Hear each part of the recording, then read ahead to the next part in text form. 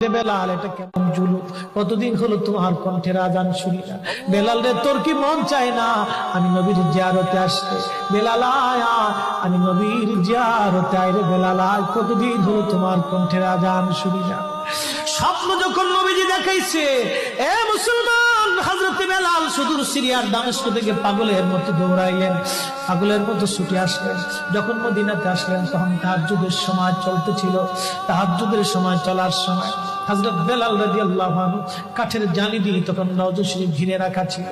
ওই জালির পাশে বসে বসে জালির সঙ্গে মাথা ঠেকাইয়া নবীর পাগল বসে বসে গুনগুন গুনগুন করে কাঁদে আর বলে, হুজুর আপনি আসতে বলেছিলেন, গোলাম এসে হাজির হয়েছে। নবী গো, আজান দিতে বলেছেন, আমি আজান দিলে আপনি আগে নামাজে আসতেন, এখন আজান দিলে কি নবী আপনি নামাজে আসবেন? হুজুর এখন আজান দিলে কি আপনি নবী নামাজে আসবেন? নতুন মুয়াজ্জিন আসছে আজান দেওয়ার জন্য, এসে দেখে নবীর মুয়াজ্জিন বেলাল কাঁদে। ডাক দেখে মদিনাবাসী শুনছো, নবীর মুয়াজ্জিন ফিরে এসেছে, বেলাল আসছে, বেলাল ফিরে আসছে। এই কথা শোনার পরে সব সাহাবী ঘর থেকে বের হয়ে দৌড়ায় এসে দেখে বেলাল কাঁদে। সাহাবীরা বলে, বেলাল আজান দাও, কতদিন হলো তোমার কণ্ঠের আজান শুনি না। বেলাল আজান দাও, কতদিন হলো আজান শুনি না রে বেলাল। বেলাল বলে, সাহাবীরা রে, আমি আজান দিলে কি নবী নামাজে আসবে বলো?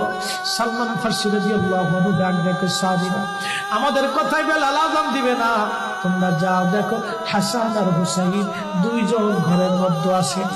ইমাম হাসান হুসাইন রাদিয়াল্লাহু আনহুমা যদি বলে তাহলে বেলাল অবশ্যই আজান দিবে। সালমান ফারসির পরামর্শে সাহাবীরা দৌড়ায় গেলেন। বর্তমান 7 নম্বর গেট বাবুস সালাম বরাবর একটা মসজিদ আছে, মসজিদে আলী। এটাই ছিল হযরত ফাতেমা রাদিয়াল্লাহু আনহার বাড়ি। এই বাড়িতে দৌড়ে যাওয়ার পরে ইমাম হাসান হুসাইন রাদিয়াল্লাহু আনহুমা দুইজনকে নিয়ে আসা হলো।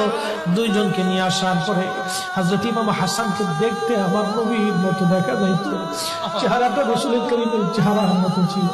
নাতি দৌহিত্র নানার চেহারা পেয়েছিলেন, ইমাম হুসাইন ও নানার সুরত পেয়েছিলেন। দুই ভাই নানার সুরত পেয়েছিলেন। হযরত বেলাল রওজা শরীফ থেকে উঠে হযরতে হাসানের বুকের মধ্যে মাথা ঠেকায় কাঁদতেছে, ইমাম হুসাইনের বুকের মধ্যে মাথা ঠেকায় কাঁদে। হযরত ইমাম হাসান ডাক দেখে, নানার মুয়াজ্জিন, কতদিন হলো তোমার কণ্ঠে আজান শুনি না। যে কণ্ঠ দিয়ে নানার আজান শুনাইতা, যাও গো ওই কণ্ঠ দিয়ে আমাদেরকেও আজান শোনাইয়া যাও। যখন হযরত বেলাল ইমাম হাসান এই কথা বললেন, হযরত বেলাল দৌড়ায় গেলেন। যেই বনু নাজ্জার গোত্রের মহিলা সাহাবীর ছাদের উপরে দাঁড়ায় বেলাল আজান দিত। আবু দাউদের 519 নম্বর হাদিসের মধ্যে আসছে, প্রত্যেক ফজর